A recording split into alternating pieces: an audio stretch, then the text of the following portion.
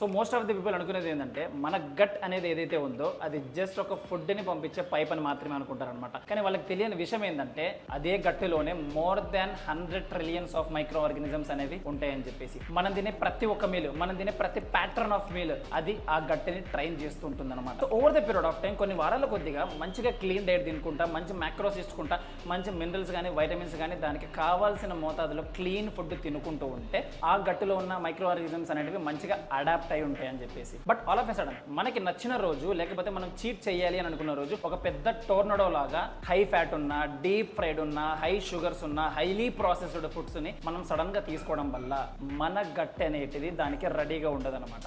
మరి ఆ డట్టి చీట్ చేసిన తర్వాత మనకు వచ్చే రిజల్ట్స్ ఏంటివి? ఎంజైమ్స్ అనేటివి షాక్ అవుతాయి, మైక్రో ఆర్గానిజమ్స్ అనేటివి ఇంబ్యాలెన్స్ అవుతాయి, ఇంటెస్టైన్స్ అనేటివి ఇన్ఫ్లమేషన్ కి గురైతాయి. ఇంకా మీరు గుర్తించుంటారో లేదో మీకు ఒక బ్లోటింగ్ ఫీల్ లాగా వస్తుంది, లాస్ట్ కి సిక్ అయిపోయి ఉంటాం.